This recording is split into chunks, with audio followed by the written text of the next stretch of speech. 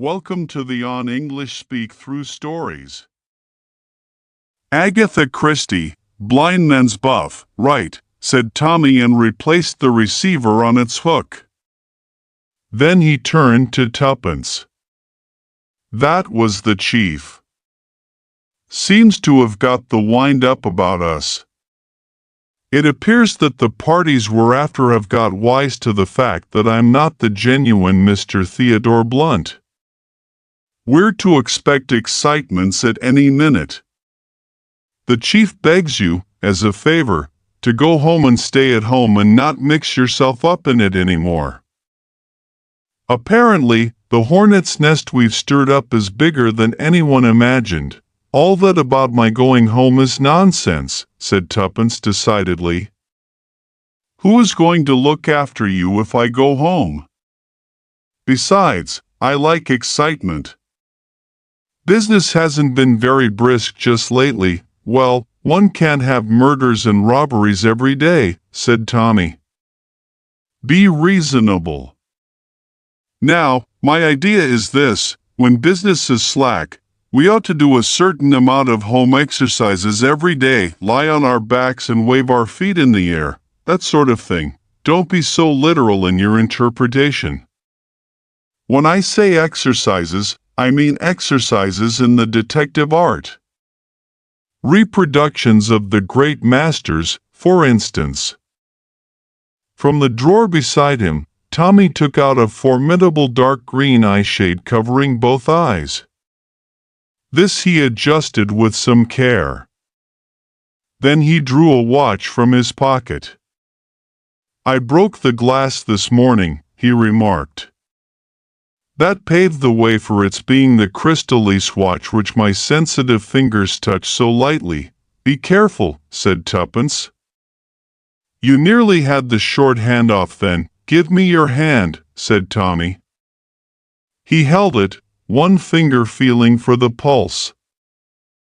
Ah, the keyboard of silence. This woman has not got heart disease, I suppose, said Tuppence.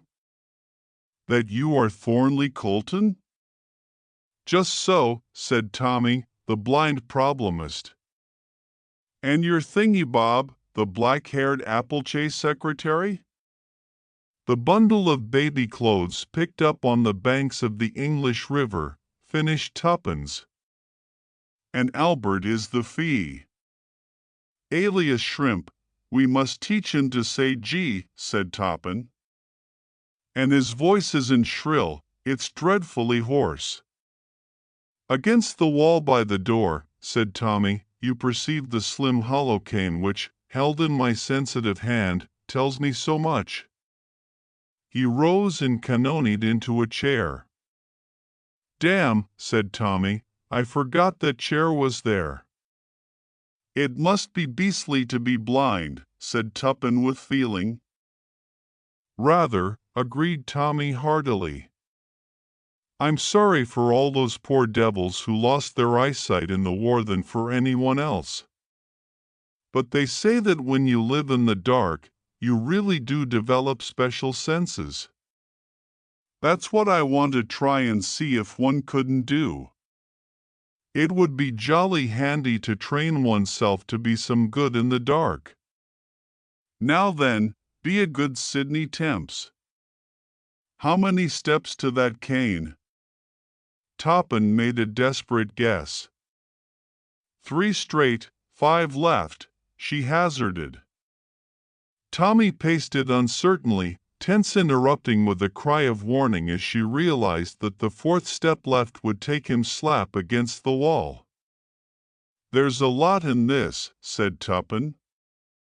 You've no idea how difficult it is to judge how many steps are needed. It's jolly interesting, said Tommy. Call Albert in. I'm going to shake hands with you both and see if I know which is which. All right, said Tuppence, but Albert must wash his hands first. They're sure to be sticky from those beastly acid drops he's always eating. Albert, introduced to the game, was full of interest. Tommy, the handshakes completed, smiled complacently. "The keyboard of silence cannot lie," he murmured. "The first was Albert, the second you, Tuppen." "Wrong!" shrieked Tuppen. "Keyboard of silence, indeed. You went by my wedding ring, and I put that on Albert's finger." Various other experiments were carried out with indifferent success. "But it's coming," declared Tommy. "One can't expect to be infallible straight away. I tell you what, it's just lunchtime. You and I will go to the Blitz, tuppence. Blind man and his keeper, some jolly useful tips to be picked up there. I say, Tommy, we shall get into trouble." "No, we shan't. I shall behave quite like the little gentleman. But I bet you that by the end of luncheon, I shall be startling you all." Protests being thus overborne, a quarter of an hour later saw Tommy and Tuppence comfortably ensconced at a corner table in the gold room of the Blitz. Tommy ran his fingers lightly over the menu. "Pâté de foie gras and grilled chicken for me," he murmured. Tuppence also made her selection, and the waiter moved away. "So far, so good," said Tommy. "Now for a more ambitious venture. What beautiful legs that girl in the short skirt has, the one who has just come in. How was that done, Tommy?" "Beautiful legs impart a particular vibration to the floor, which is received by my hollow cane. Or, to be honest, in a big restaurant, there is nearly always a girl with beautiful legs standing in the doorway looking for her friends. And with short skirts going about, she'd be sure to take advantage of them." The meal proceeded. "The man 2 tables from us is a very wealthy profiteer." "I fancy," said Tommy carelessly. "Pretty good," said Tuppence appreciatively. "I don't follow that one. I shan't tell you how it's done every time, it spoils my show. The head waiter is serving champagne 3 tables off to the right. A stout woman in black is about to pass our table. Tommy, how can you? You're beginning to see what I can do. That's a nice girl in brown just getting up at the table behind you." "No," said Tuppence. "It's a young man in gray." "Oh," said Tommy, momentarily disconcerted. And at that moment, 2 men who had been sitting at a table not far away and who had been watching the young pair with keen interest got up and came across to the corner table. "Excuse me," said the elder of the 2, a tall, well-dressed man with an eyeglass and a small gray mustache, "but you have been pointed out to me as Mr. Theodore Blunt. May I ask if that is so?" Tommy hesitated a minute, feeling somewhat at a disadvantage, then he bowed his head. "That is so. I am Mr. Blunt."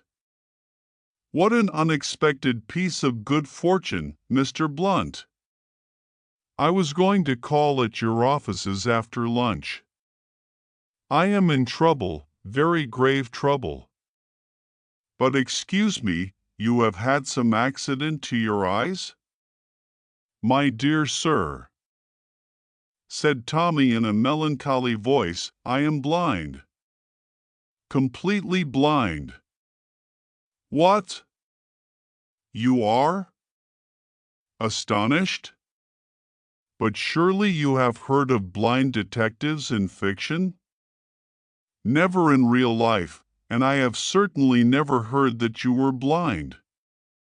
"Many people are not aware of the fact," murmured Tommy. "I am wearing an eye shade today to save my eyeballs from glare, but without it, quite a host of people have never suspected my infirmity, if you call it that.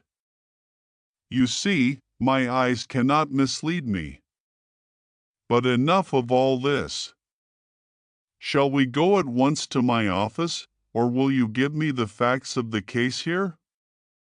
The latter would be best, I think. A waiter brought up 2 extra chairs, and the 2 men sat down. The second man, who had not yet spoken, was shorter, sturdy in build, and very dark. "It is a matter of great delicacy," said the older man, dropping his voice confidentially. He looked uncertainly at Tuppence. Mr. Blunt seemed to feel the glance. "Let me introduce my confidential secretary," he said. Miss Ganges, found on the banks of the Indian River, a mere bundle of baby clothes. Very sad history. Miss Ganges is my eyes. She accompanies me everywhere. The stranger acknowledged the introduction with a bow. Then I can speak out, Mr. Blunt. My daughter, a girl of 16, has been abducted under somewhat peculiar circumstances I discovered this half an hour ago. The circumstances of the case were such that I dared not call in the police. Instead, I rang up your office. They told me you were out to lunch but would be back by 2:30. I came in here with my friend Captain Harker. The short man jerked his head and muttered something. By the greatest good fortune, you happen to be lunching here also. We must lose no time. You must return with me to my house immediately. Tommy demurred cautiously. I can be with you in half an hour. I must return to my office first. Captain Harker, turning to glance at Tuppence, may have been surprised to see a half-smile lurking for a moment at the corner of her mouth. No, that will not do. You must return with me. The gray-haired man took a card from his pocket and handed it across the table. That is my name. Tommy fingered it. My fingers are hardly sensitive enough for that, he said with a smile and handed it to Tuppence, who read out in a low voice, "The Duke of Blair." She looked with great interest at their client. The Duke of Blair was well known to be a most haughty and inaccessible nobleman who had married as a wife the daughter of a Chicago pork butcher, many years younger than himself and of a lively temperament that boded ill for their future together. There had been rumors of discord lately. "You will come at once, Mr. Blunt," said the Duke with a tinge of authority in his manner. Tommy yielded to the inevitable. "Miss Ganges and I will come with you," he said quietly. "You will excuse my just stopping to drink a large cup of black coffee. They will serve it immediately. I am subject to very distressing headaches, the result of my eye trouble, and the coffee steadies my nerves." He called a waiter and gave the order. Then he spoke to Tuppence. "Miss Ganges, I am lunching here tomorrow with the French prefect of police. Just note down the luncheon and give it to the head waiter with instructions to reserve me my usual table. I am assisting the French police in an important case. The fee paused is considerable. Are you ready, Miss Ganges?" "Quite ready," said Tuppence, her stylo poised. "We will start with that special salad of shrimps that they have here. Then to follow, let me see, to follow, yes, omelette blitz and perhaps a couple of tundo." Al, he looked up, catching the Duke's eye. "You will forgive me, I hope," he murmured. "Ah yes, soul or supper, that will include the repast. A most interesting man, the French prefect. You know him?" "Perhaps." The other replied in the negative as Tense rose and went to speak to the head waiter. Presently, she returned just as the coffee was brought. Tommy drank a large cup of it, sipping it slowly. Then rose. "My can, Miss Ganges." "Thank you." "Directions, please." It was a moment of agony for Tuppen. "One right, 18 straight, about the 5th step." "Step, there is a waiter serving the table on your left." Swinging his cane jauntily, Tommy set out. Tuppen kept close beside him and endeavored unobtrusively to steer him. All went well until they were just passing out through the doorway. A man entered rather hurriedly, and before Tuppen could warn the blind Mr. Blunt, he had barged right into the newcomer. Explanations and apologies ensued. At the door of the Blitz, a smart lollot was waiting. The Duke himself aided Mr. Blunt to get in. "Your car here, Harker?" he asked over his shoulder. "Yes, just round the corner." "Take Miss Ganges in it, will you?" Before another word could be said, he had jumped in beside Tommy, and the car rolled smoothly away. "A very delicate matter," murmured the Duke. "I can soon acquaint you with all the details." Tommy raised his hand to his head. "I can remove my eye shade now," he observed pleasantly. It was only the glare of artificial light in the restaurant necessitated its use, but his arm was jerked down sharply. At the same time, he felt something hard and round being poked between his ribs. "No, my dear Mr. Blunt," said the Duke's voice, but a voice that seemed suddenly different. "You will not remove that eye shade. You will sit perfectly still and not move in any way. You understand? I don't want this pistol of mine to go off. You see, I happen not to be the Duke of Blair at all. I borrowed his name for the occasion, knowing that you would not refuse to accompany such a celebrated client. I am something much more prosaic, a ham merchant who has lost his wife." He felt the start the other gave. "That tells you something." He laughed. "My dear young man, you have been incredibly foolish. I'm very much afraid, that your activities will be curtailed in the future." He spoke the last words with a sinister relish. Tommy sat motionless. He did not reply to the other's taunts. Presently, the car slackened its pace and drew up. "Just a minute," said the pseudo-duke. He twisted a handkerchief deftly into Tommy's mouth and drew up his scarf over it. "In case you should be foolish enough to think of calling for help," he explained suavely. The door of the car opened, and the chauffeur stood ready. He and his master took Tommy between them and propelled him rapidly up some steps and in at the door of a house. The door closed behind them. There was a rich oriental smell in the air.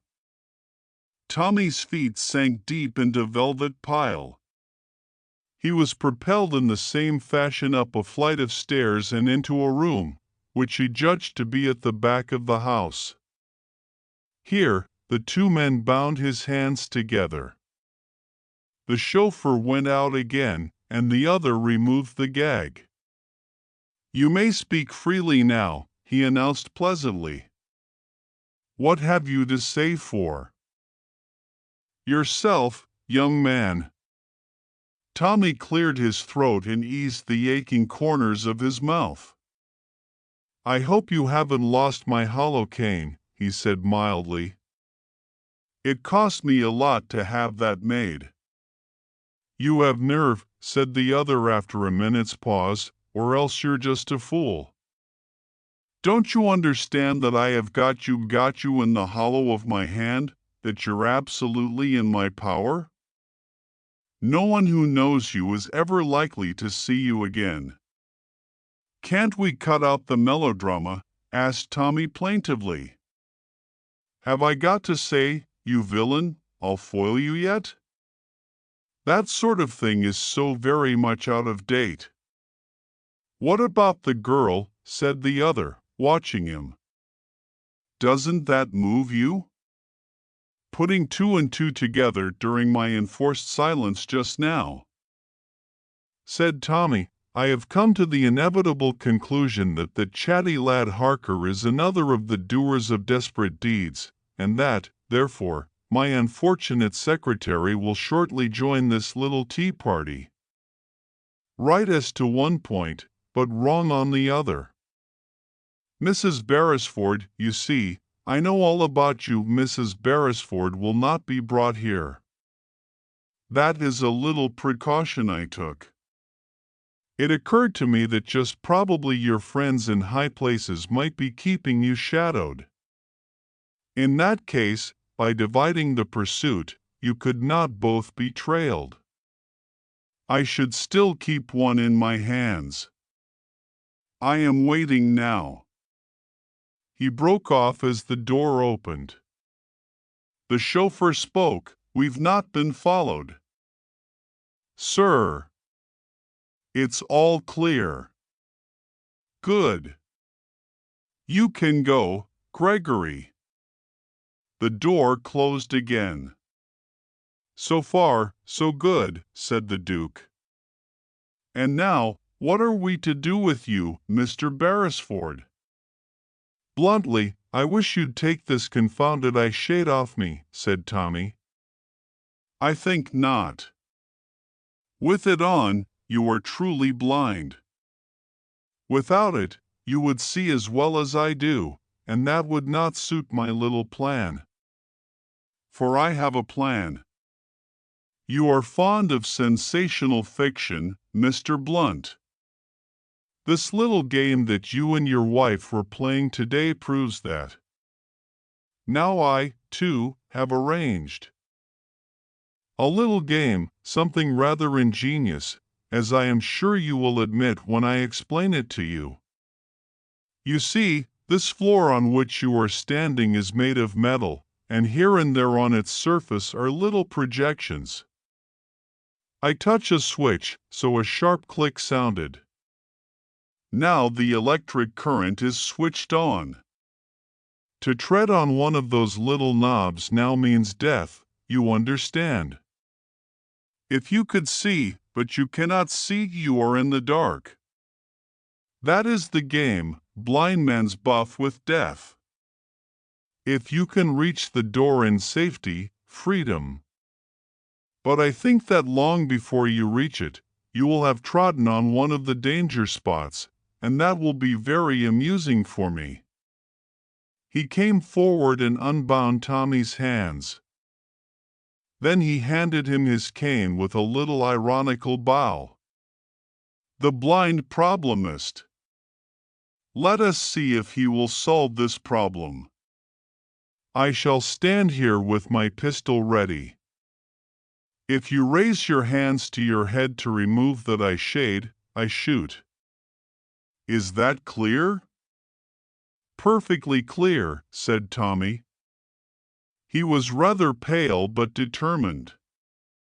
"I haven't got a dog's chance, I suppose?"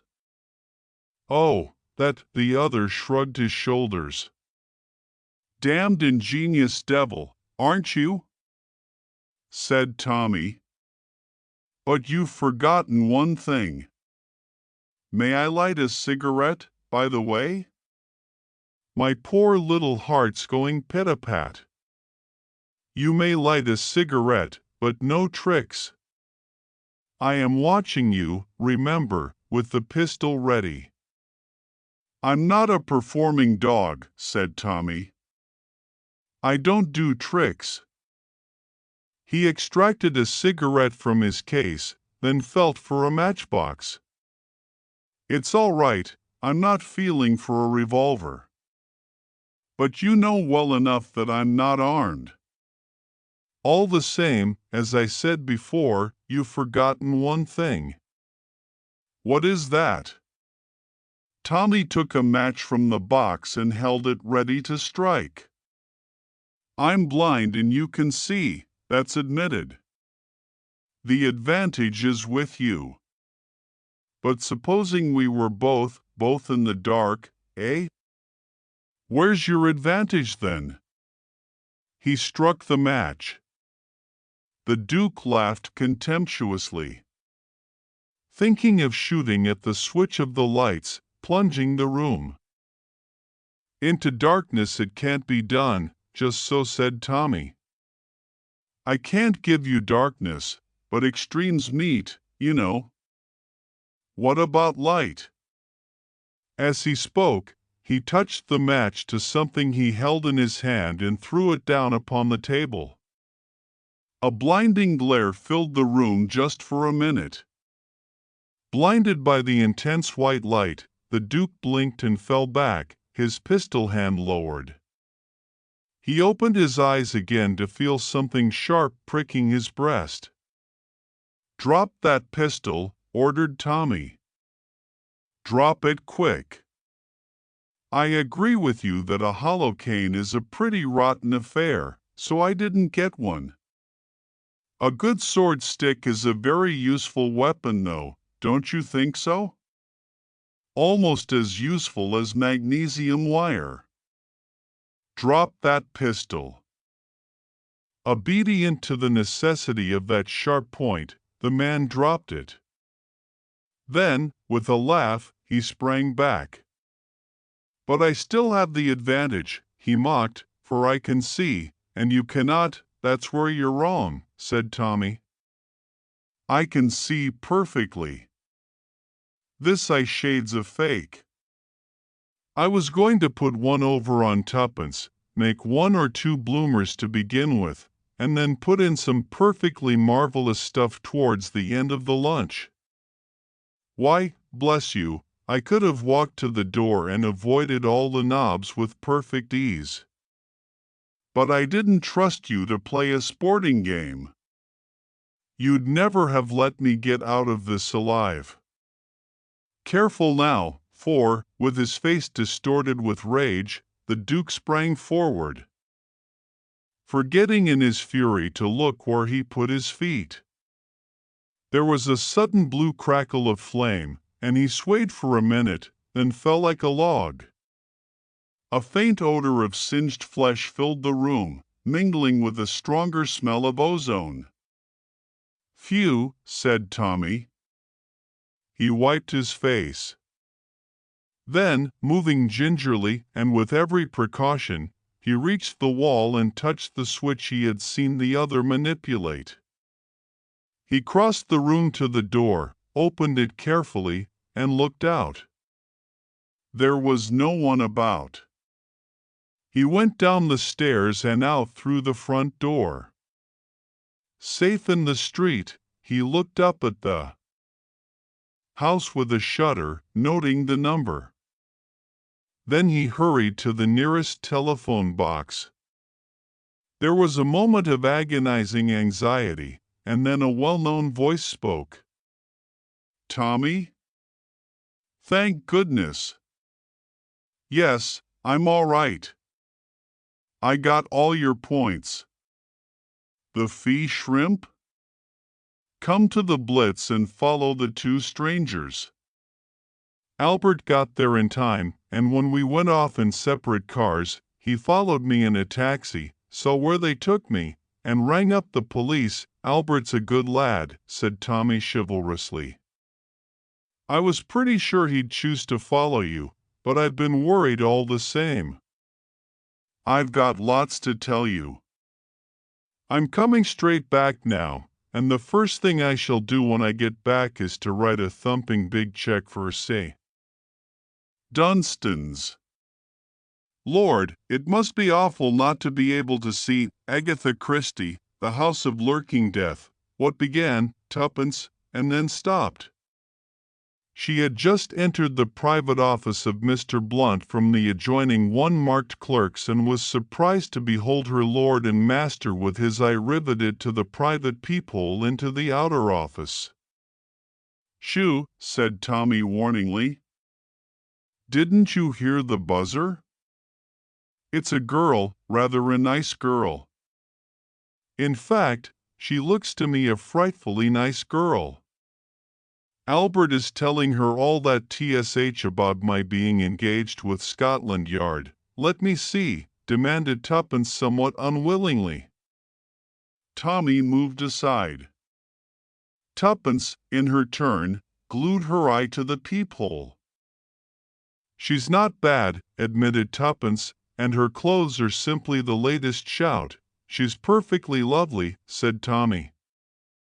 "She's like those girls Mason writes about, you know, frightfully sympathetic and beautiful and distinctly intelligent without being too saucy." Yes, I certainly think I shall be the great Hannah this morning." Said Tuppence. "If there is one detective out of all the others whom you are most unlike, I should say it was Hannah. Can you do the lightning changes of personality? Can you be the great comedian, the little gutter boy, the serious and sympathetic friend, all in 5 minutes?" "I know this," said Tommy, rapping sharply on the desk. "I am the captain of the ship, and don't you forget it, Tuppence. I'm going to have her in." He pressed the buzzer on his desk. Albert appeared, ushering in the client. The girl stopped in the doorway as though undecided. Tommy came forward. "Come in, mademoiselle," he said kindly, "and seat yourself here." Tuppence choked audibly, and Tommy turned upon her with a swift change of manner. His tone was menacing. "You spoke, Miss Robinson?" "Ah, no, I thought not." He turned back to the girl. "We will not be serious or formal," he said. "You will just tell me all about it, and then we will discuss the best way to help you." "You are very kind," said the girl. "Excuse me, but are you a foreigner?" A fresh choke from Tuppence. Tommy glared in her direction out of the corner of his eye. "Not exactly," he said with difficulty, "but of late years I have worked a good deal abroad. My methods are the methods of the charite." "Oh."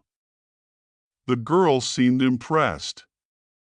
She was, as Tommy had indicated, a very charming girl, young and slim, with a trace of golden hair peeping out from under her little brown felt hat and big serious eyes.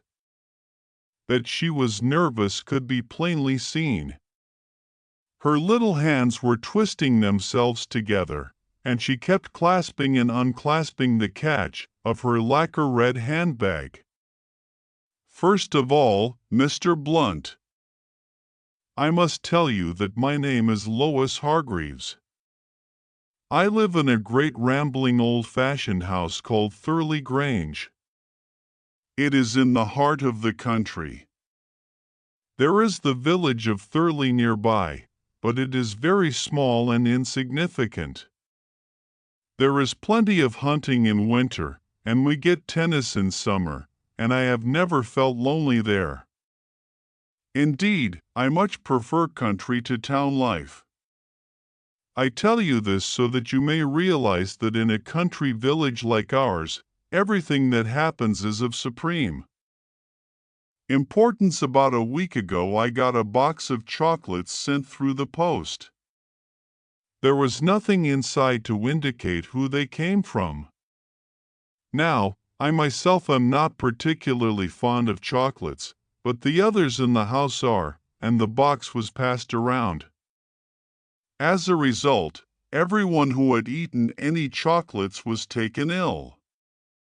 We sent for the doctor, and after various inquiries as to what other things had been eaten, he took the remains of the chocolates away with him and had them analyzed. Mr. Blunt, those chocolates contained arsenic, not enough to kill anyone, but enough to make anyone quite ill. Extraordinary, commented Tommy. Dr. Burton was very excited over the matter.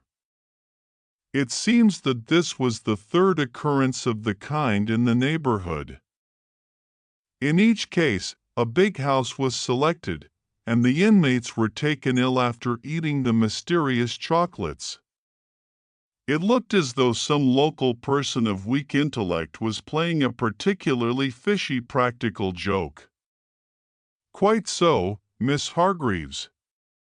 Dr. Burton put it down to socialist agitation rather absurdly, I thought, but there are one or two malcontents in Thurley village, and it seemed possible that they might have had something to do with it. Dr. Burton was very keen that I should put the whole thing in the hands of the police. A very natural suggestion, said Tommy. But you have not done so, I gather, Miss Hargreaves? No, admitted the girl. I hate the fuss and the publicity that would ensue. And you see, I know our local inspector. I can never imagine him finding out anything. I have often seen your advertisements, and I told Dr. Burton that it would be much better to call in a private detective. I see. You say a great deal about discretion in your advertisement. I take that to mean that you would not make anything public without my consent. Tommy looked at her curiously, but it was Tuppence who spoke. I think, she said quietly, that it would be as well if Miss Hargreaves told us everything. She laid a special stress upon the last word, and Lois Hargreaves flushed nervously. Yes, said Tommy quickly, Miss Robinson is right. You must tell us everything. You will not, she hesitated, everything you say is understood to be strictly in confidence. Thank you. I know that I ought to have been quite frank with you. I have a reason for not going to the police, Mr. Blunt. That box of chocolates was sent by someone in our house. How do you know that, mademoiselle? It's very simple. I've got a habit of drawing a little silly thing, 3 fish intertwined, whenever I have a pencil in my hand. A parcel of silk stockings arrived from a certain shop in London not long ago. We were at the breakfast table. I'd just been marking something in the newspaper, and without thinking, I began to draw my silly little fish on the label of the parcel before cutting the string and opening it. I thought no more about the matter, but when I was examining the piece of brown paper in which the chocolates had been sent, I caught sight of the corner of the original label, most of which had been torn off. My silly little drawing was on it. Tommy drew his chair forward. That is very serious. It creates, as you say, a very strong presumption that the sender of the chocolates is a member of your household. But you will forgive me if I say that I still do not see why that fact should render you indisposed to call in the police. Lois Hargreaves looked him squarely in the face. I will tell you, Mr. Blunt. I may want the whole thing hushed up. Tommy retired gracefully from the position. In that case, he murmured, we know where we are. I see, Miss Hargreaves, that you are not disposed to tell me who it is you suspect. I suspect no one. But there are possibilities. Quite so. Now will you describe the household to me in detail? The servants, with the exception of the parlor maid, are all old ones who have been with us many years. I must explain to you, Mr. Blunt, that I was brought up by my aunt, Lady Radcliffe, who was extremely wealthy. Her husband made a big fortune and was knighted. It was he who bought Thurley Grange, but he died 2 years after going there. It was then that Lady Radcliffe sent for me to come and make my home with her. I was her only living relation. The other inmate of the house was Dennis Radcliffe, her husband's nephew. I have always called him cousin, but, of course, he is really nothing of the kind. Aunt Lucy always said openly that she intended to leave her money, with the exception of a small provision for me, to Dennis. It was Radcliffe money, she said, and ought to go to a Radcliffe.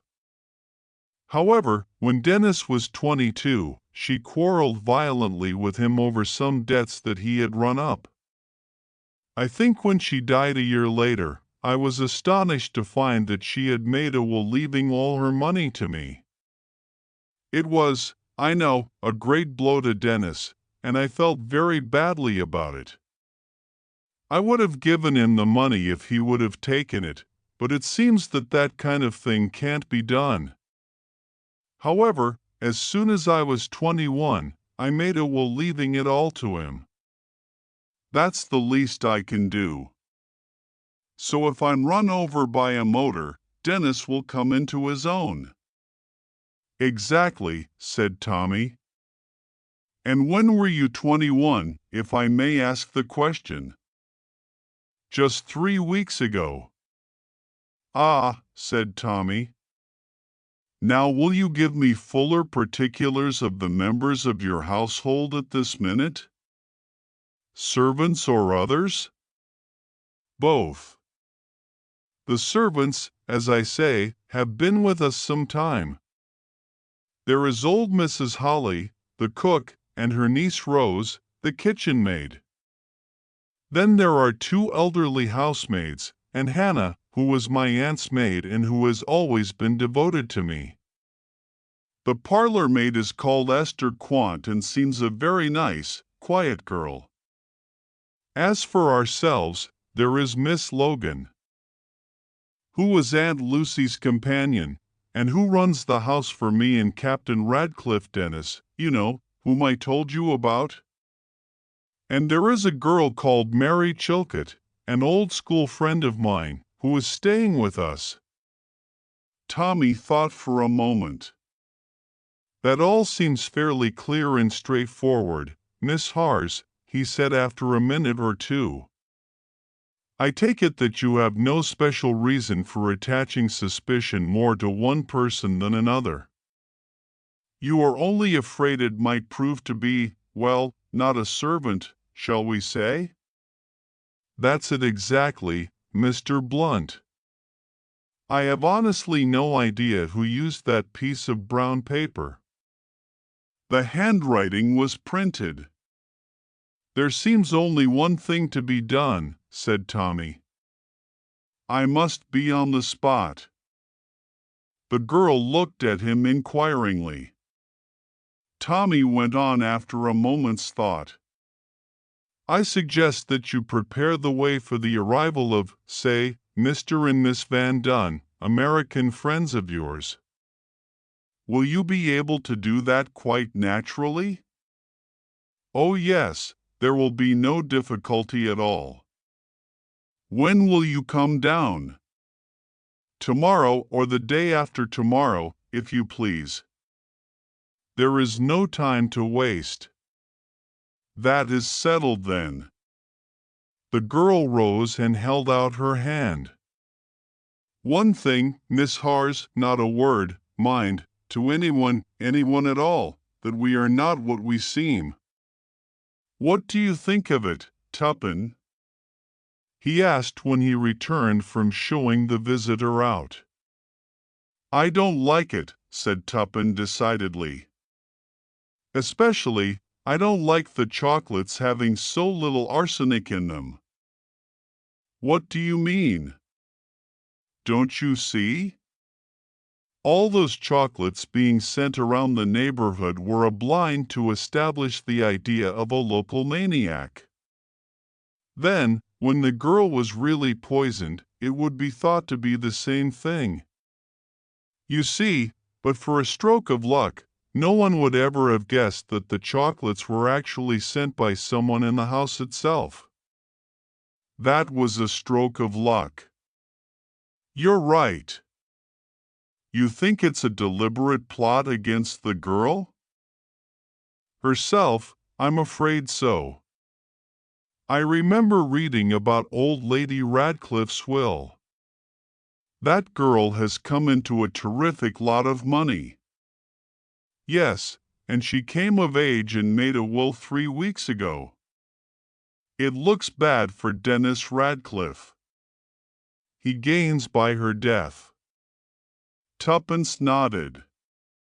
The worst of it is that she thinks so too.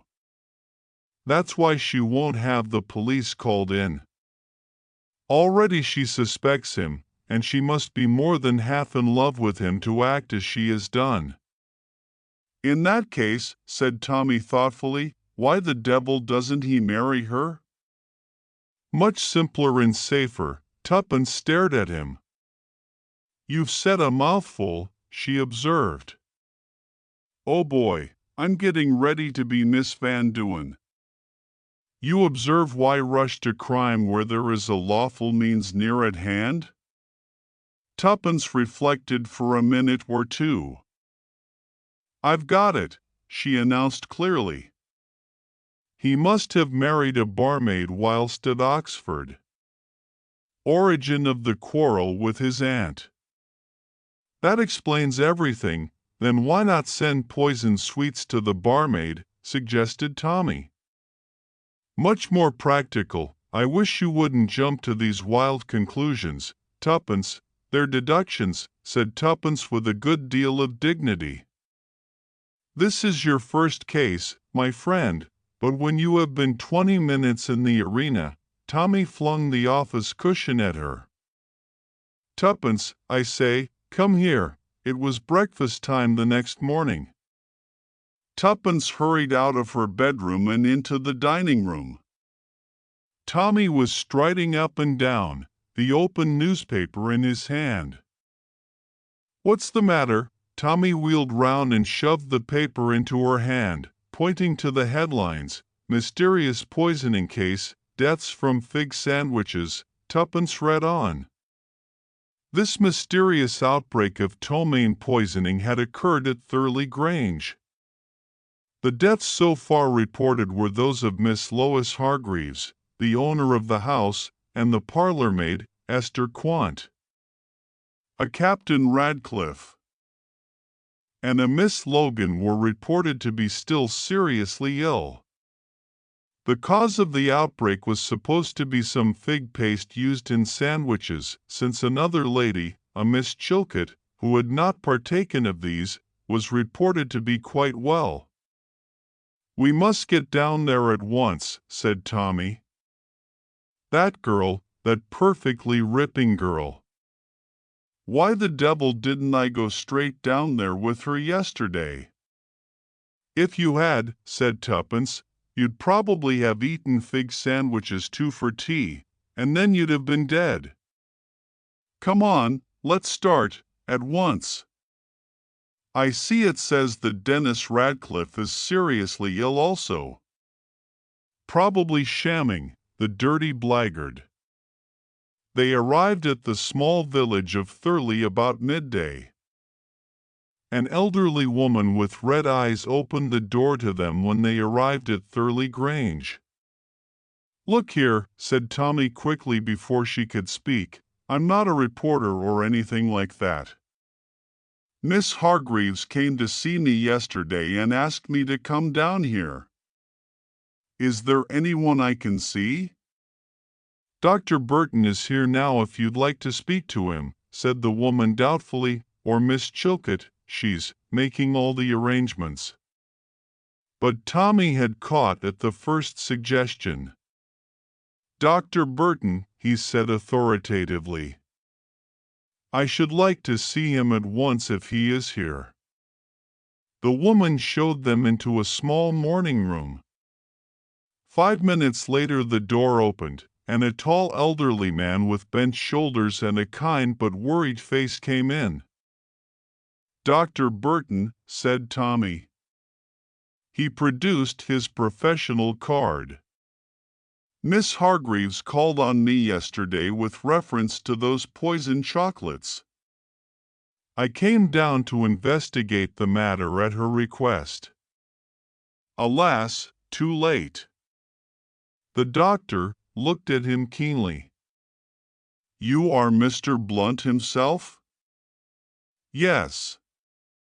"This is my assistant, Miss Robinson."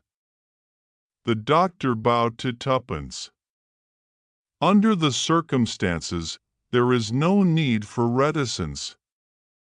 But for the episode of the chocolates, I might have believed these deaths to be the result of severe ptomaine poisoning, but ptomaine poisoning of an unusually virulent kind. There is gastrointestinal inflammation and hemorrhage.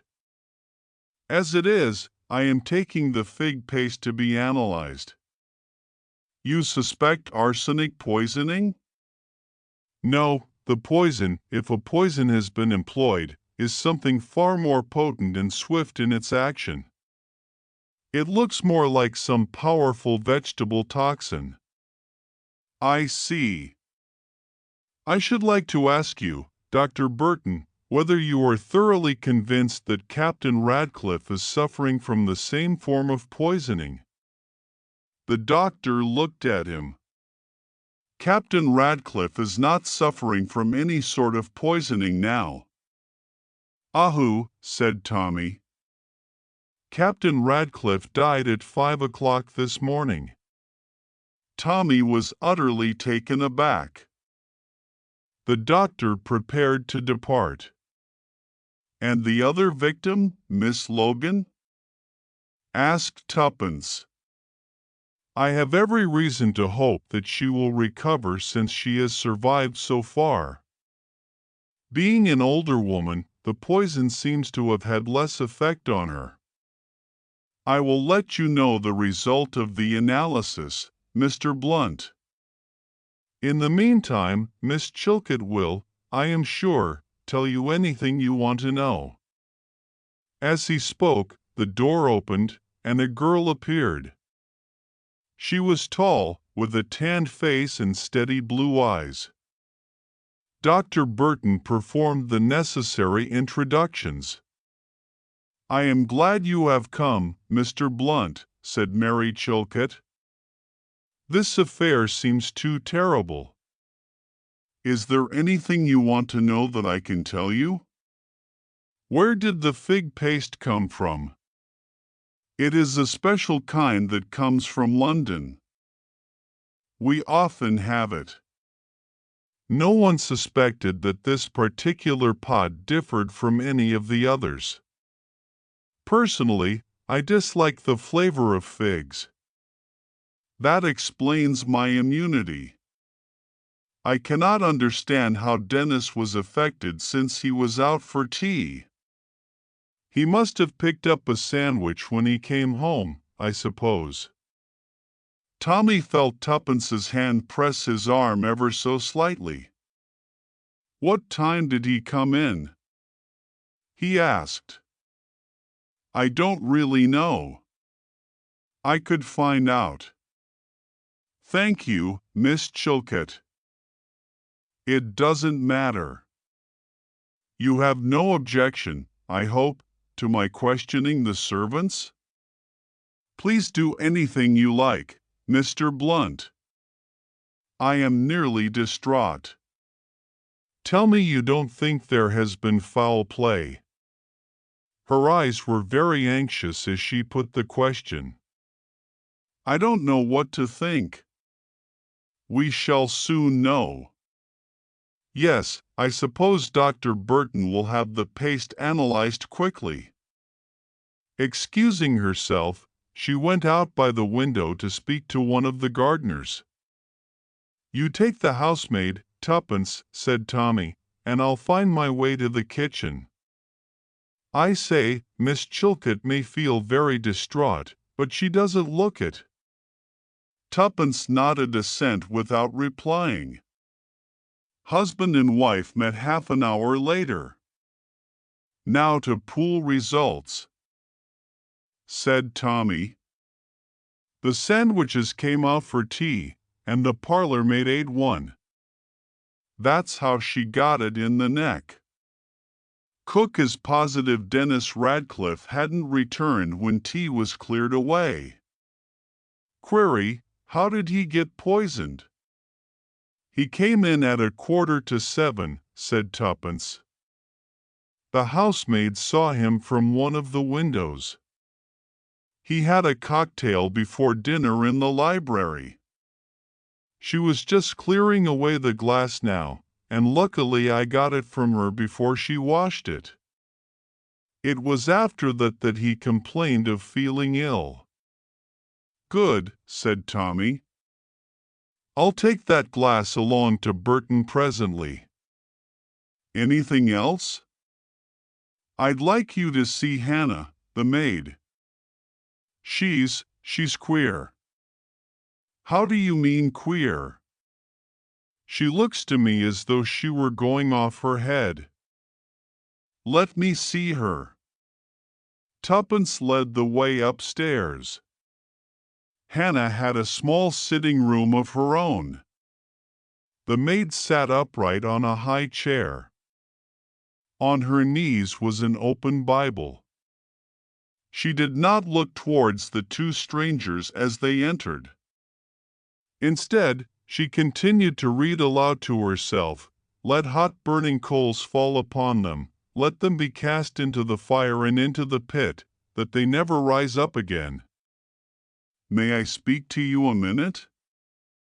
asked Tommy. Hannah made an impatient gesture with her hand. "This is no time. The time is running short, I say. I will follow upon mine enemies and overtake them, neither will I turn again till I have destroyed them. So it is written. The word of the Lord has come to me. I am the scourge of the Lord." "Mad as a hatter," murmured Tommy. "She's been going on like that all the time," whispered Twopence. Tommy picked up a book that was lying open face downwards on the table. He glanced at the title and slipped it into his pocket. Suddenly, the old woman rose and turned towards them menacingly. "Go out from here. The time is at hand. I am the flail of the Lord. The wind bloweth where it listeth, so do I destroy. The ungodly shall perish. This is a house of evil, of evil. I tell you, beware of the wrath of the Lord, whose handmaiden I am." She advanced upon them fiercely. Tommy thought it best to humor her and withdrew. As he closed the door, he saw her pick up the Bible again. "I wonder if she's always been like that," he muttered. He drew from his pocket the book he had picked up off the table. "Look at that funny reading for an ignorant maid." Twopence took the book. "Materia Medica," she murmured. She looked at the flyleaf. "Edward Logan." "It's an old book, Tommy. I wonder if we could see Miss Logan. Dr. Burton said she was better. Shall we ask Miss Chilcot? No. Let's get hold of a housemaid and send her in to ask." After a brief delay, they were informed that Miss Logan would see them. They were taken into a big bedroom facing over the lawn.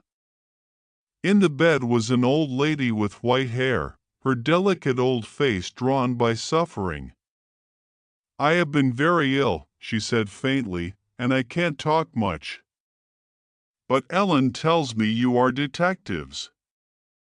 Lois went to consult you, then?" "She spoke of doing so, yes, Miss Logan," said Tommy. "We don't want to tire you, but perhaps you can answer a few questions. The maid, Hannah, is she quite right in her head?" Miss Logan looked at them with obvious surprise. "Oh yes, she is very religious, but there is nothing wrong with her." Tommy held out the book he had taken from the table. "Is this yours, Miss Logan?" "Yes, it was one of my father's books. He was a great doctor, one of the pioneers of serum therapeutics." The old lady's voice rang with pride. "Quite so," said Tommy. "I thought I knew his name," he added mendaciously. "This book now, did you lend it to Hannah?" "To Hannah?"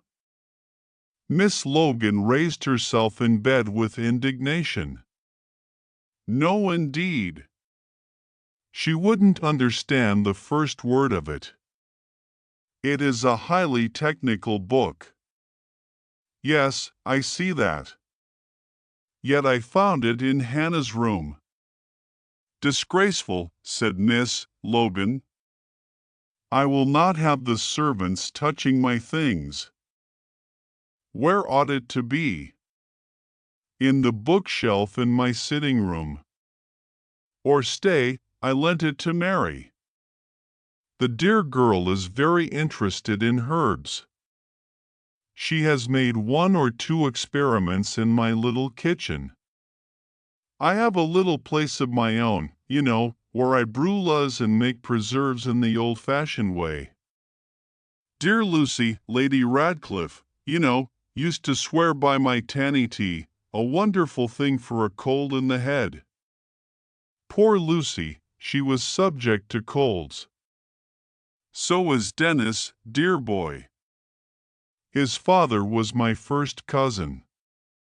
Tommy interrupted these reminiscences. "This kitchen of yours, does anyone else use it except you and Miss Chilcot?" "Hannah clears up there, and she boils the kettle there for our early morning tea." "Thank you, Miss Logan," said Tommy. "There is nothing more I want to ask you at present. I hope we haven't tired you too much." He left the room and went down the stairs, frowning to himself. "There is something here, my dear Mr. Ricardo, that I do not understand." "I hate this house," said Tuppence with a shiver. "Let us go for a good long walk and try to think things out." Tommy complied, and they set out. First, they left the cocktail glass at the doctor's house and then set off for a good walk across the country, discussing the case as they did so. It makes it easier somehow. "If one plays the fool," said Tommy, "all this herd business. I suppose some people would think I didn't care, but I do, most awfully. I feel that somehow or other, we ought to have prevented this." "I think that's foolish of you," said Kent. "It is not as though we had advised Lois Hargreaves not to go to Scotland Yard or anything like that. Nothing would have induced her to bring the police into the matter. If she hadn't come to us, she would have done nothing at all, and the result would have been the same. Yes, you are right, Tuppen. It's morbid to reproach oneself over something one couldn't help. What I would like to do is to make good now. And that's not going to be easy. No, it isn't. There are so many possibilities, and yet all of them seem wild and improbable. Supposing Dennis Radcliffe put the poison in the sandwiches? He knew he would be out to tea. That seems fairly plain sailing, Yes, said Tuppen, that's all right so far. Then we can put against that the fact that he was poisoned himself, so that seems to rule him out. There is one person we mustn't forget, and that is Hannah. Hannah? People do all sorts of queer things when they have religious mania. She is pretty far gone with it too, said Tommy. You ought to drop a word to Dr. Burton about it. It must have come on very rapidly, said Toppin. That is if we go by what Miss Logan said. I believe religious mania does, said Tommy. I mean, you go on singing hymns in your bedroom with the door open for years, and then you go suddenly right over the line and become violent. There is certainly more evidence against Hannah than against anybody else, said Tuppen thoughtfully. And yet I have an idea. She stopped. Yes, said Tommy encouragingly. It is not really an idea, I suppose. It is just a prejudice against someone? Tuppen nodded. Tommy, did you like Mary? Chilcot Tommy considered. Yes, I think I did. She struck me as extremely capable and businesslike, perhaps a shade too much so, but very reliable. You didn't think it was that she didn't seem more upset? Well, in a way, that is a point in her favor. I mean, if she had done anything, she would make a point of being upset, lay it on rather thick. I suppose so, said Tuppen. And anyway, there doesn't seem to be any motive in her case. One doesn't see what good this wholesale slaughter can do her. I suppose none of the servants are concerned? It doesn't seem likely. They seem a quiet, reliable lot. I wonder what Esther Quant, the parlor maid, was like. You mean that if she was young and good-looking? There was a chance that she was mixed up in it in some way. That is what I mean, Tant sighed. It is all very discouraging. Well, I suppose the police will get down to it all right, said Tommy. Probably.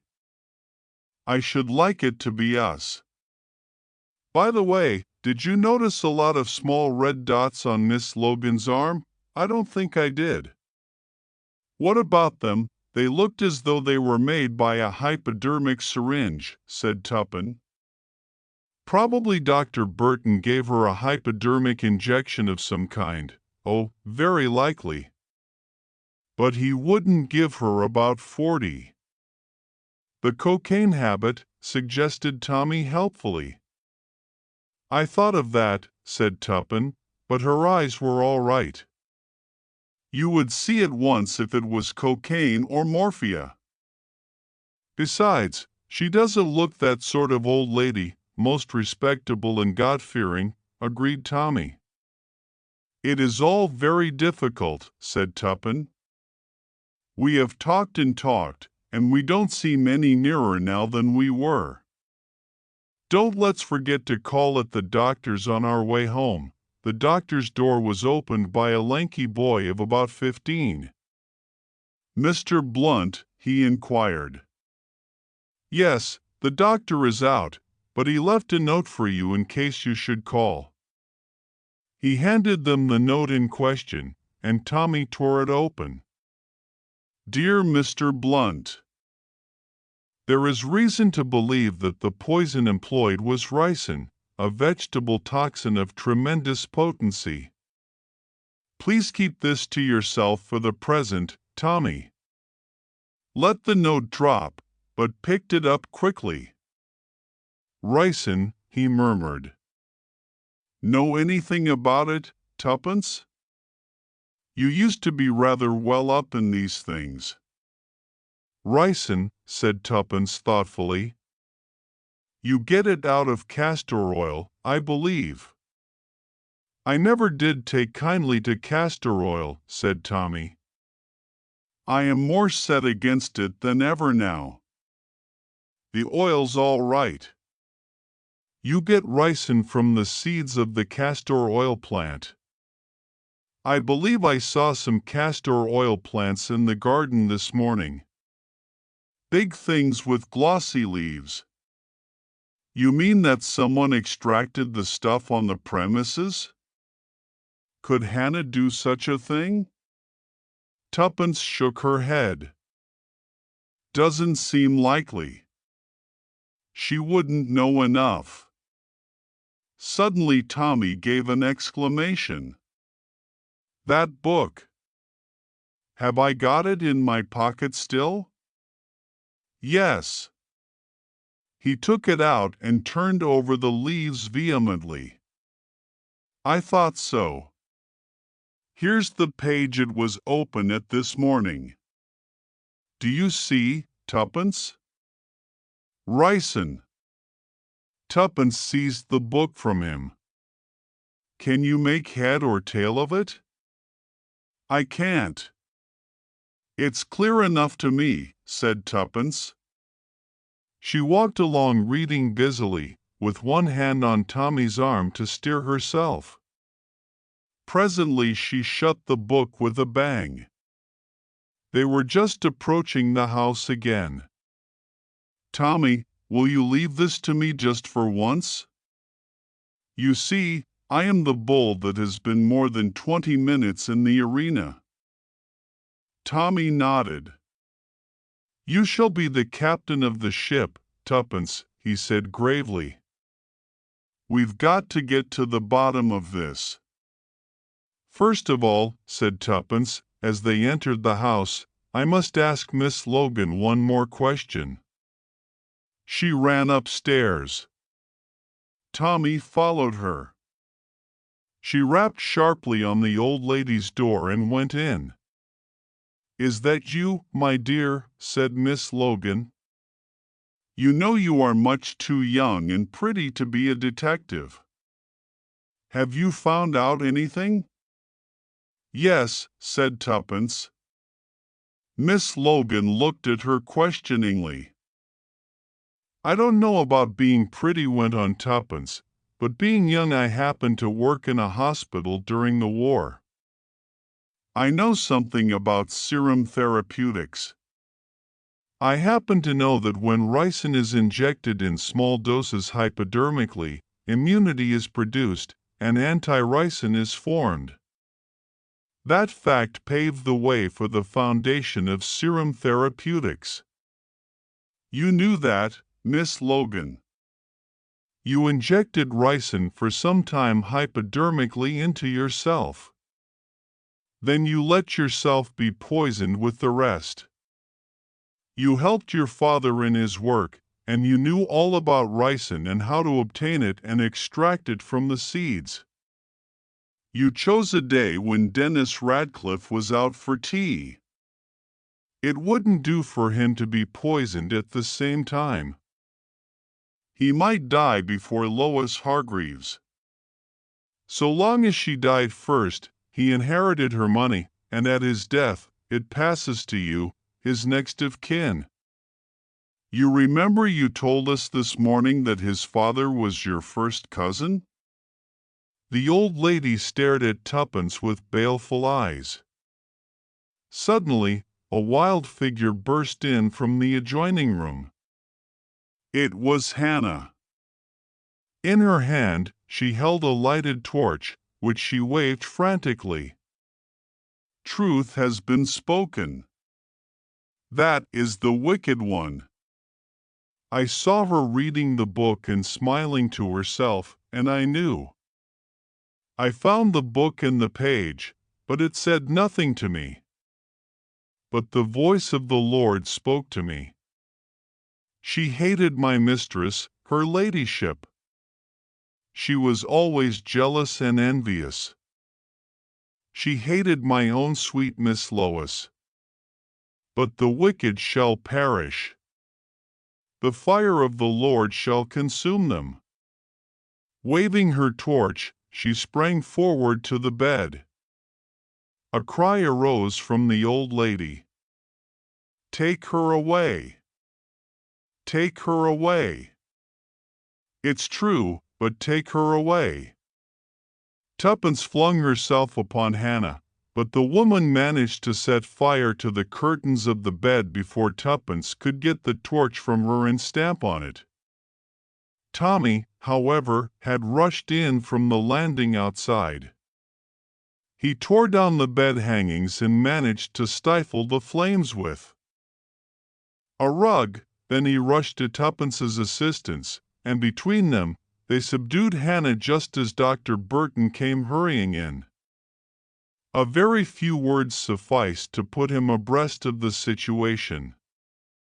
He hurried to the bedside, lifted Miss Logan's hand, then uttered a sharp exclamation. "The shock of fire has been too much for her, she's dead." "Perhaps it is as well under the circumstances." He paused and then added, "There was poison in the cocktail glass as well." "It's the best thing that could have happened," said Tommy when they had relinquished Hannah to the doctor's care and were alone together. "Tuppence, you were simply marvelous."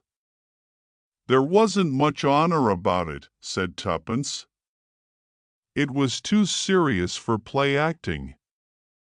I still can't bear to think of that girl." "I won't think of her." "But, as I said before, you were marvelous." "The honors are with you." To use a familiar quotation, it is a great advantage to be intelligent and not to look it. "Tommy," said Tuppence, "you're a beast." Agatha Christie, The Man in the Mist. Tommy was not pleased with life. Blunt's brilliant detectives had met with a reverse, distressing to their pride if not to their pockets. Called in professionally to elucidate the mystery of a stolen pearl necklace at Adlington Hall, Adlington, Blunt's brilliant detectives had failed to make good. Whilst Tommy, hard on the track of a gambling countess, was tracking her in the disguise of a Roman Catholic priest, and Tuppence was getting off with a nephew of the house on the golf links, the local inspector of police had unemotionally arrested the second footman, who proved to be a thief well known at headquarters and who admitted his guilt without making any bones about it.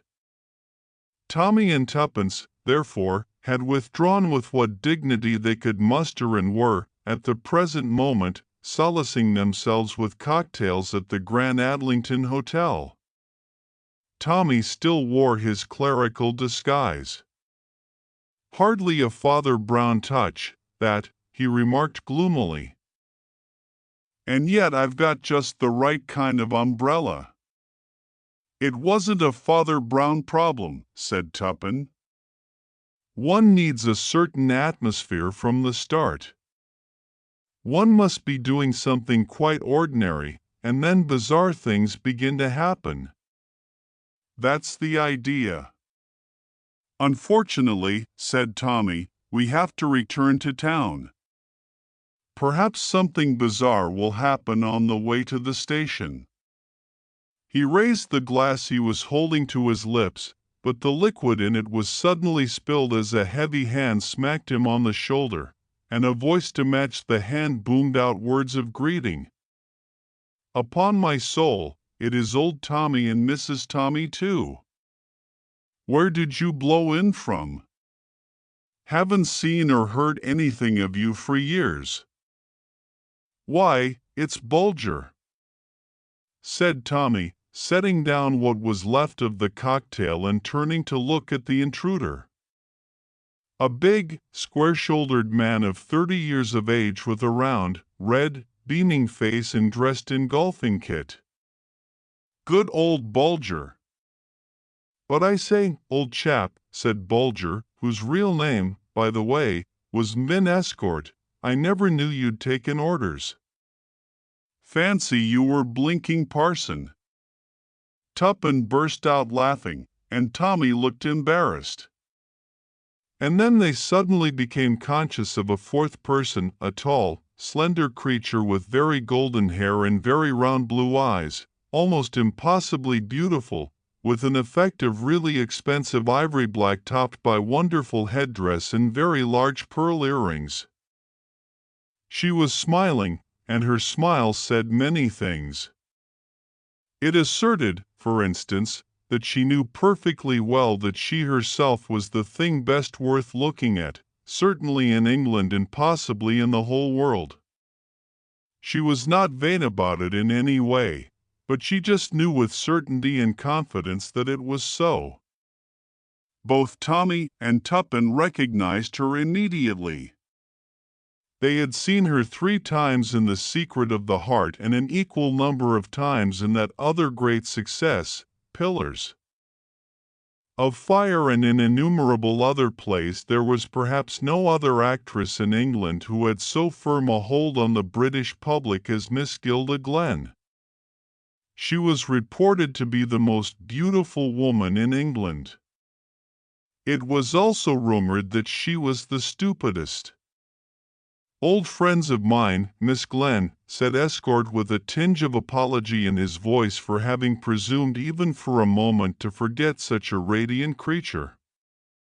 "Tommy and Mrs. Tommy, let me introduce you to Miss Gilda Glenn." The ring of pride in his voice was unmistakable. By merely being seen in his company, Miss Glenn had conferred great glory upon him. The actress was staring with frank interest at Tommy. "Are you really a priest?" she asked. "A Roman Catholic priest, I mean, because I thought they didn't have wives." Escort went off in a boom of laughter again. "That's good," he exploded. "You sly dog, Tommy, glad he hasn't renounced you, Mrs. Tommy, with all the rest of the pomps and vanities." Gilda Glenn took not the faintest notice of him. She continued to stare at Tommy with puzzled eyes. "Are you a priest?" she demanded. "Very few of us are what we seem to be," said Tommy gently. "My profession is not unlike that of a priest. I don't give absolution, but I listen to confessions." "Don't you listen to him," interrupted Escort. "He's pulling your leg." "If you're not a clergyman, I don't see why you're dressed up like one," she puzzled. "That is unless—" "Not a criminal flying from justice," said Tommy. "The other thing." "Oh," she frowned and looked at him with beautiful, bewildered eyes. "I wonder if she'll ever get that," thought Tommy to himself. "Not unless I put it in words of 1 syllable for her." "I should say aloud," he said. "Know anything about the trains back to town, Bulger? We've got to be pushing for home. How far is it to the station?"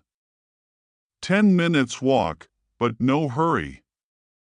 Next train up is the 6:35, and it's only about 20 to 6 now. You've just missed one. Which way is it to the station from here?" "Sharp to the left when you turn out of the hotel." "Then let me see, down Morgan's Avenue would be the best way, wouldn't it?" "Morgan's Avenue?" Miss Glenn started violently and stared at him with startled eyes. "I know what you're thinking of," said Escort, laughing. "The Ghost." Morgan's Avenue is bounded by the cemetery on one side, and tradition has it that a policeman who met his death by violence gets up and walks on his old beat, up and down Morgan's Avenue. A spook policeman. Can you beat it? But lots of people swear to having seen him. "A policeman," said Miss Glenn. She shivered a little. "But there aren't really any ghosts." "Are there?" "I mean, there aren't such things." She got up, folding her wrap tighter around her. "Goodbye," she said vaguely. She had ignored Tuppen completely throughout, and now she did not even glance in her direction. But over her shoulder, she threw one puzzled, questioning glance at Tommy. Just as she got to the door, she encountered a tall man with gray hair and a puffy red face, who uttered an exclamation of surprise. His hand on her arm, he led her through the doorway, talking in an animated fashion. "Beautiful creature, isn't she?" said escort. "Brains of a rabbit. Rumor has it that she's going to marry Lord Lenbury." That was Lenbury in the doorway. "He doesn't look a very nice sort of man to marry," remarked Tuppen. Escort shrugged his shoulders. "A title has a kind of glamour still, I suppose," he said. "And Lenbury is not an impoverished peer by any means. She'll be in clover. Nobody knows where she sprang from, pretty near the gutter, I dare say. There's something deuced mysterious about her being down here anyway. She's not staying at the hotel, and when I tried to find out where she was staying, she snubbed me. Snubbed me quite crudely, in the only way she knows. Blessed if I know what it's all about." He glanced at his watch and uttered an exclamation. "I must be off. Jolly glad to have seen you again. We must have a bust in town together some night. So long." He hurried away, and as he did so, a page approached with a note on a salver. The note was unaddressed. "But it's for you, sir," he said to Tommy. "From Miss Gilda Glenn." Tommy tore it open and read it with some curiosity. Inside were a few lines written in a straggling, untidy hand. "I'm not sure, but I think you might be able to help me, and you'll be going that way to the station. Could you be at the White House, Morgan's Avenue, at 10 minutes to 6? Yours sincerely, Gilda Glenn." Tommy nodded to the page, who departed, and then handed the note to Tuppence. "Extraordinary," said Tuppence. "Is it because she still thinks you're a priest?" "No," said Tommy thoughtfully. "I should say it's because she's at last taken in that I'm not one. Hello, what's this?" This was a young man with flaming red hair, a pugnacious jaw, and appallingly shabby clothes. He had walked into the room and was now striding up and down, muttering to himself. "Hell," said the red-haired man loudly and forcibly. "That's what I say. Hell!" He dropped into a chair near the young couple and stared at them moodily. "Damn all women, that's what I say," said the young man, eyeing Tuppence ferociously. "Oh, all right, kick up a row if you like. Have me turned out of the hotel. It won't be for the first time. Why shouldn't we say what we think? Why should we go about bottling up our feelings and smirking and saying things exactly like everyone else? I don't feel pleasant and polite. I feel like getting hold of someone round the throat and gradually choking them to death." He paused. "Any particular person?" asked Tuppence. "Or just anybody?" "One particular person," said the young man grimly. "This is very interesting," said Tuppence. "Won't you tell us some more?" "My name's Riley," said the red-haired man, James Riley.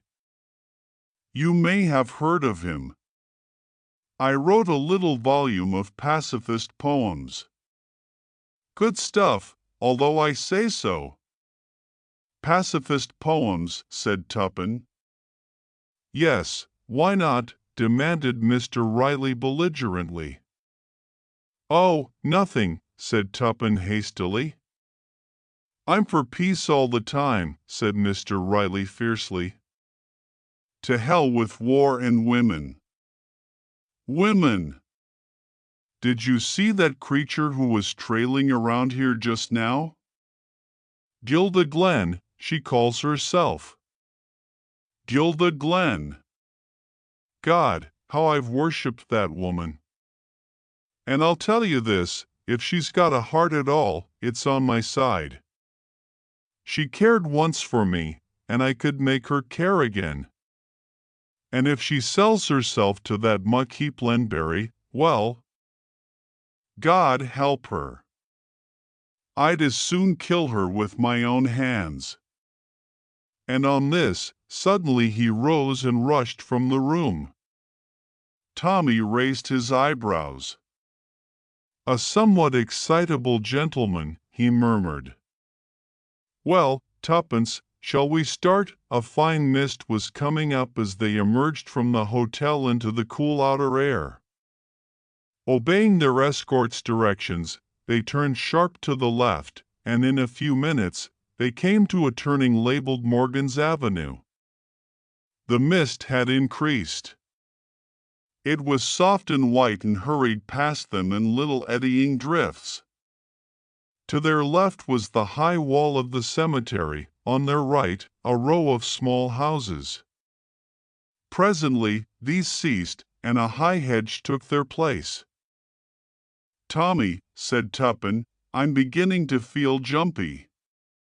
The mist and the silence, as though we were miles from anywhere. One does feel like that, agreed Tommy. All alone in the world. It's the effect of the mist and not being able to see ahead of one, Tuppen nodded. Just our footsteps echoing on the pavement. What's that? What's what? I thought I heard other footsteps behind us.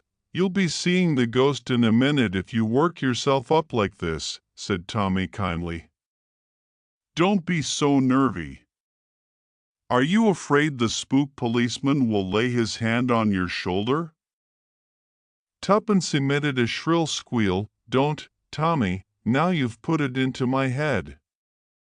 She craned her head back over her shoulder, trying to peer into the white veil that was wrapped all around them. There they are again, she whispered. No, they're in front now. Oh, Tommy, don't say you can't hear them. I do hear something, yes. It's footsteps behind us, somebody else walking this way to catch the train, I wonder. He stopped suddenly and stood still, and Tuppence gave a gasp, for the curtain of mist in front of them suddenly parted in the most artificial manner. And there, not 20 feet away, a gigantic policeman suddenly appeared as though materialized out of the fog. 1 minute he was not there. The next minute he was, so at least it seemed to the rather superheated imaginations of the two watchers.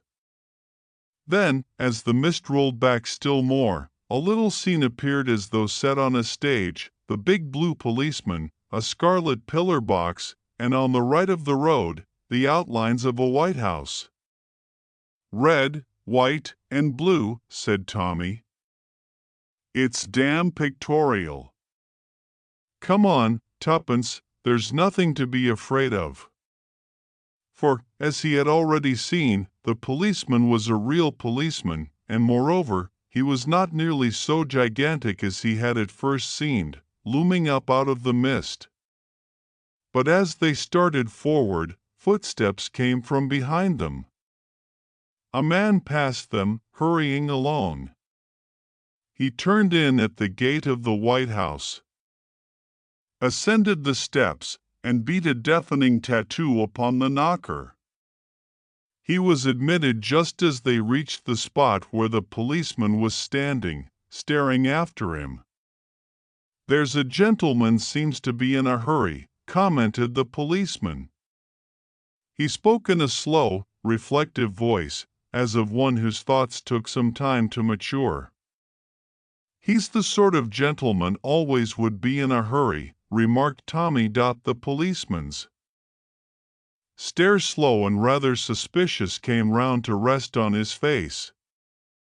"Friend of yours?" he demanded, and there was distinct suspicion now in his voice. "No," said Tommy. "H.A.K., not a friend of mine, but I happen to know who he is." "Name of Riley." "Ah," said the policeman. "Well, I'd better be getting along. Can you tell me where the White House is?" asked Tommy. The constable jerked his head sideways. "This is it, Mrs. Honeycutt." He paused and added, evidently with the idea of giving them valuable information, "Nervous party, always suspecting a burglar is around, always asking me to have a look around the place." "Middle-aged women get like that." "Middle-aged, eh?" said Tommy. "Do you happen to know if there's a young lady staying there?" "A young lady?" said the policeman, ruminating. "A young lady, no, I can't say I know anything about that." "She might be staying here," Tommy said Tuppence, "and anyway, she may be here yet. She could only have started just before we did." "Ah," said the policeman suddenly. "Now that I call it to mind, a young lady did go in at this gate.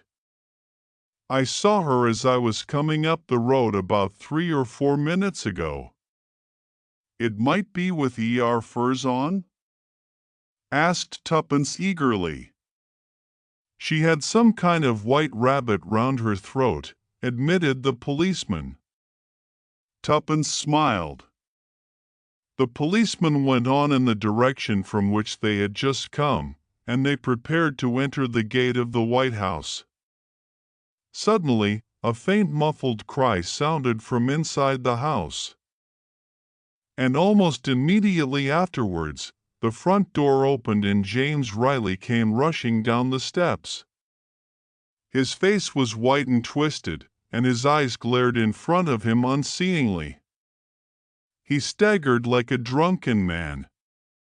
He passed Tommy and Tuppence as though he did not see them, muttering to himself with a kind of dreadful repetition, my God, oh my God."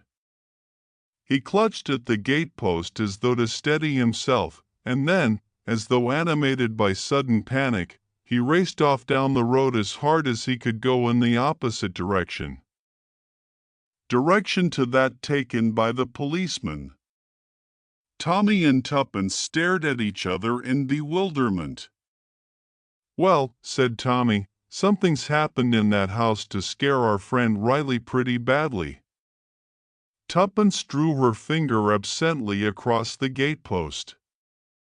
"He must have put his hand on some wet red paint somewhere," she said idly. Said Tommy. "I think we'd better go inside rather quickly. I don't understand this business."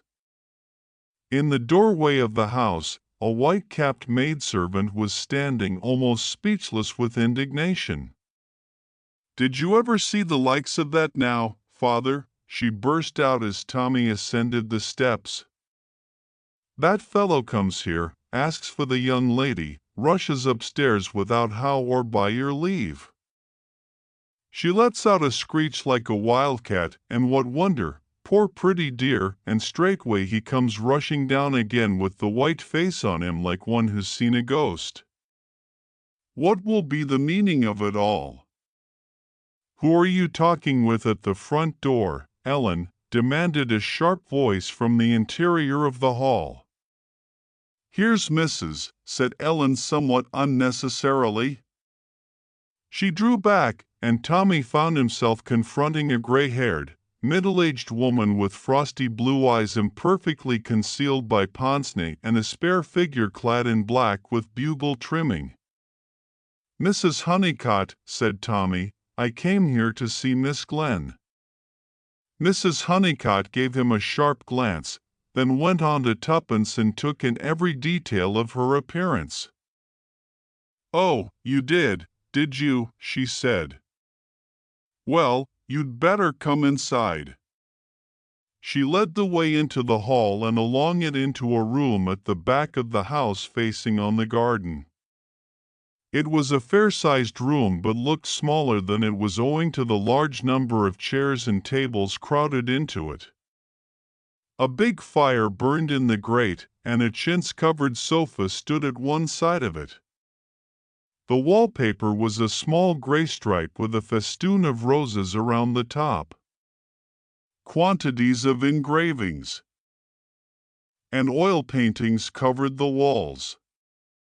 It was a room almost impossible to associate with the expensive personality of Miss Gilda Glen. "Sit down," said Mrs. Honeycutt. "To begin with, excuse me if I say I don't hold with the Roman Catholic religion. Never did I think to see a Roman Catholic priest in my house. But if Gilda has gone over to the Scarlet Woman, it's only what's to be expected in a life like hers, and I dare say it might be worse. She mightn't have any religion at all. I should think more of Roman Catholics if their priests were married. I always speak my mind. And to think of those convents, quantities of beautiful young girls shut up there and no one knowing what becomes of them. Well, it won't bear thinking about." Mrs. Honeycutt came to a full stop and drew a deep breath.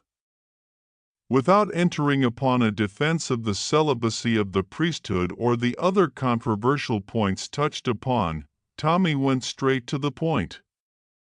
"I understand, Mrs. Honeycutt, that Miss Glen is in this house?" "She is. Mind you, I don't approve. Marriage is marriage, and your husband's your husband. As you make your bed, so you must lie on it." "I don't quite understand," began Tommy, bewildered. "I thought as much. That's the reason I brought you in here. You can go up to Gilda after I've spoken my mind. She came to me after all these years, think of it, and asked me to help her. Wanted me to see this man and persuade him to agree to a divorce. I told her straight out I'd have nothing whatever to do with it. Divorce is sinful. But I couldn't refuse my own sister shelter in my house, could I now?" "Your sister?" exclaimed Tommy. "Yes, Gilda's my sister." "Didn't she tell you?" Tommy stared at her open-mouthed. The thing seemed fantastically impossible. Then he remembered that the angelic beauty of Gilda Glen had been in evidence for many years. He had been taken to see her act as quite a small boy. Yes, it was possible after all, but what a piquant contrast. So it was from this lower middle-class respectability that Gilda Glen had sprung. How well she had guarded her secret. "I am not yet quite clear," he said. "Your sister is married?" "Ran away to be married as a girl of 17, said Miss Honeycutt succinctly. "Some common fellow far below her in station. And our father, a reverend, it was a disgrace. Then she left her husband and went on the stage, play acting. I've never been inside a theater in my life. I hold no truck with wickedness. Now, after all these years, she wants to divorce the man, means to marry some bigwig, I suppose. but her husband is standing firm, not to be bullied and not to be bribed. I admire him for it." "What is his name?" asked Tommy suddenly. "That's an extraordinary thing now, but I can't remember. It's nearly 20 years ago, remember, since I heard it. My father forbade it to be mentioned, and I've refused to discuss the matter with Gilda. She knows what I think, and that's enough for her." "It wasn't Riley, was it?" "Might have been. I really can't say. It's gone clean out of my head. The man, I mean, was here just now, that man. I thought he was an escaped lunatic. I'd been in the kitchen giving orders to Ellen. I just got back into this room and was wondering whether Gilda had come in yet. She has a latchkey when I heard her. She hesitated a minute or two in the hall and then went straight upstairs. About 3 minutes later, all this tremendous rat-tatting began. I went out into the hall and just saw a man rushing upstairs. Then there was a sort of cry upstairs, and presently down he came again and rushed out like a madman. Pretty goings-on." Tommy rose. "Mrs. Honeycutt, let us go upstairs at once." "I am afraid." "What of?" "Afraid that you have no red wet paint in the house."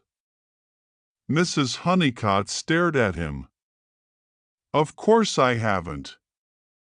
"That is what I feared," said Tommy gravely. "Please let us go to your sister's room at once." Momentarily silenced, Mrs. Honeycutt led the way. They caught a glimpse of Ellen in the hall, backing hastily into one of the rooms. Mrs. Honeycutt opened the first door at the top of the stairs. Tommy and Tuppence entered close behind her. Suddenly, she gave a gasp and fell back. A motionless figure in black and ermine lay stretched on the sofa. The face was untouched, a beautiful, soulless face like a mature child asleep. The wound was on the side of the head. A heavy blow with some blunt instrument had crushed in the skull. Blood was dripping slowly onto the floor, but the wound itself had long since ceased to bleed. Tommy examined the prostrate figure. His face very white. "So," he said at last, "he didn't strangle her after all." "What do you mean?" "Who?" cried Mrs. Honeycutt. "Is she dead?" "Oh yes, Mrs. Honeycutt, she's dead, murdered." "The question is by whom, not that it is much of a question." Funny, for all his ranting words, I didn't think the fellow had got it in him. He paused a minute, then turned to Tuppence with decision. "Will you go out and get a policeman or ring up the police station from somewhere?" Tuppence nodded. She too was very white. Tommy led Mrs. Honeycutt downstairs again. "I don't want there to be any mistake about this," he said. "Do you know exactly what time it was when your sister came in?" "Yes, I do," said Mrs. Honeycutt, "because I was just setting the clock on 5 minutes, as I have to do every evening. It gains just 5 minutes a day. It was exactly 8 minutes past 6 by my watch, and that never loses or gains a second." Tommy nodded.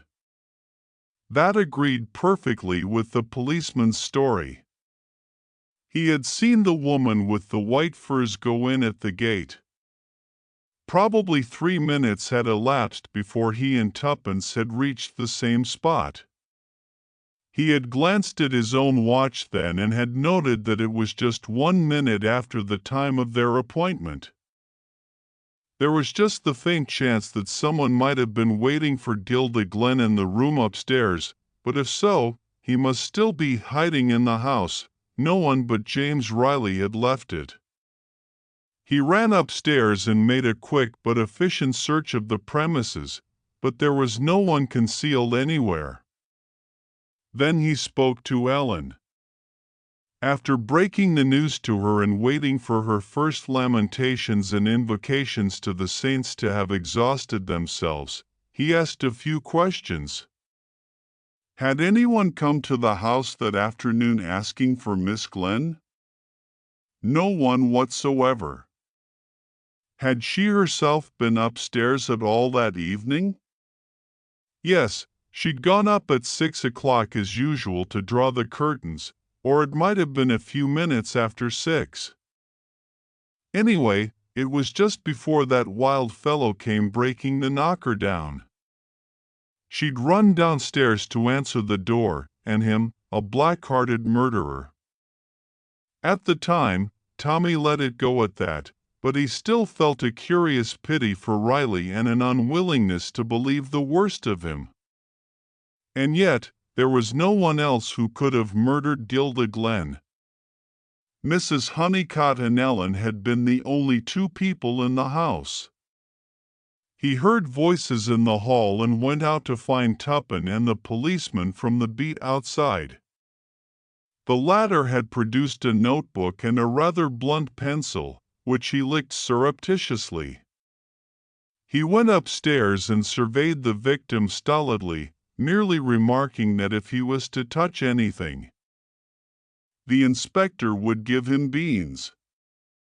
He listened to all Mrs. Honeycutt's hysterical outbursts and confused explanations, and occasionally he wrote something down. His presence was calming and soothing.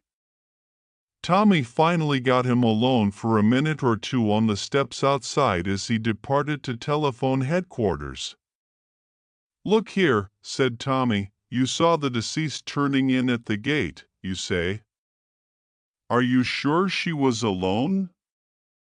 "Oh, she was alone all right. Nobody with her." "And between that time and when you met us, nobody came out of the gate?" "Not a soul." "You'd have seen them if they had." "In course I should." "Nobody came out till that wild chap did." The majesty of the law moved portentously down the steps and paused by the white gatepost which bore the imprint of a hand in red. "Kind of amateur he must have been," he said pityingly, "to leave a thing like that." Then he swung out into the road. It was the day after the crime. Tommy and Tuppence were still at the Grand Hotel, but Tommy had thought it prudent to discard his clerical disguise. James Riley had been apprehended and was in custody. His solicitor, Mr. Marple, had just finished a lengthy conversation with Tommy on the subject of the crime. "I never would have believed it of James Riley," he said simply. "He's always been a man of violent speech, but that's all." Tommy nodded. "If you disperse energy in speech, it doesn't leave you too much over for action. What I realize is that I shall be one of the principal witnesses against him. That conversation he had with me just before the crime was particularly damning. And in spite of everything, I like the man, and if there was anyone else to suspect, I should believe him to be innocent." "What's his own story?" The solicitor pursed up his lips. "He declares that he found her lying there dead." "But that's impossible, of course. He's using the first lie that comes into his head because if he happened to be speaking the truth, it would mean that our good Mrs. Honeycutt committed the crime, and that is fantastic." "Yes, he must have done it. The maid heard her cry out, remember?" The maid. Tommy was silent a moment. Then he said thoughtfully, "What credulous creatures we are, really. We believe evidence as though it were gospel truth. And what is it really? Only the impressions conveyed to the mind by the senses. And suppose they're the wrong impressions?" The lawyer shrugged his shoulders. "Oh, we all know that there are unreliable witnesses who remember more and more as time goes on, with no real intention to deceive. I don't mean only that. I mean all of us. We say things that aren't really so and never know that we've done so. For instance, both you and I, without doubt, have said some time or other, 'There's the post,' when what we really meant was that we'd heard a double knock and the rattle of the letter box. 9 times out of 10, we'd be right, and it would be the post, but just possibly the 10th time, it might be only a little urchin playing a joke on us. See what I mean?" "Yes," said Mr. Marvel slowly, "but I don't see what you're driving at." "Don't you?" "I'm not sure that I do myself, but I'm beginning to see. It's like the stick tuppence, you remember, one end of it pointed one way, but the other end always points the opposite way. It depends whether you get hold of it by the right end. Doors open, but they also shut. People go upstairs, but they also go downstairs. Boxes shut, but they also open." "What do you mean?" demanded Tuppence. "It's so ridiculously easy, really," said Tommy, "and yet it's only just come to me. How do you know when a person's come into the house? You hear the door open and bang to, and if you're expecting anyone to come in, you will be quite sure it is them. But it might just as easily be someone going out. But Miss Glen didn't go out." "No, I know she didn't, but someone else did, the murderer." "But how did she get in then?"